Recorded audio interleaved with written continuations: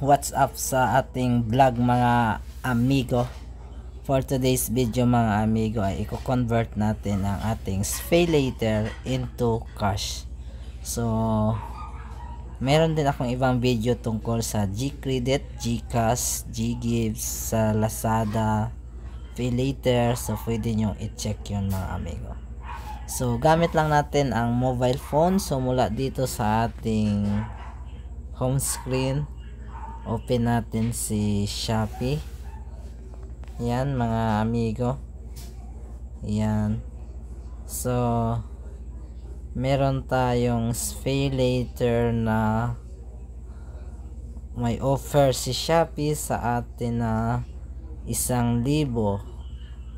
Yan. At ang aking nagastos na ay mahigit 180.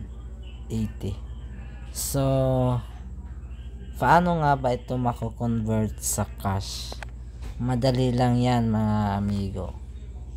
So punta tayo sa Shopee Pay. Yan.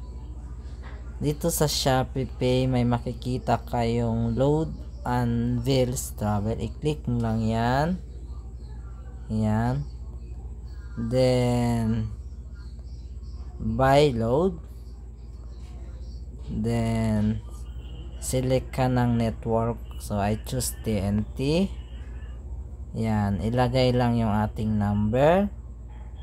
Then yan, pili ka na ng ilo-load mo. So ito halimbawa 500. Then 500. Then check out. Yan, check out. Then sa pag check out natin, gamitin natin si SPayLater. Yan, 1 month lang natin. Yan. So bali magiging ano siya. So yung 500, ang singil lang natin ay 485. So pay now. Yan. Then enter lang natin yung code, yung password ng iyong account.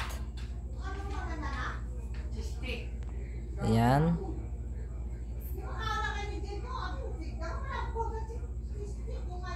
Yan, payment successful na at nagdating na ang load. Tapos sisingilin mo na ang bayad doon sa nagpa-load sa iyo. O diba, naging cash yung iyong SPayLater. So yung ating SPayLater na ngayon ay nabawasan ng mahigit 400. Yan na lang yung ating available. So thank you for watching. I-like at pag-subscribe sa ating YouTube channel. Bye.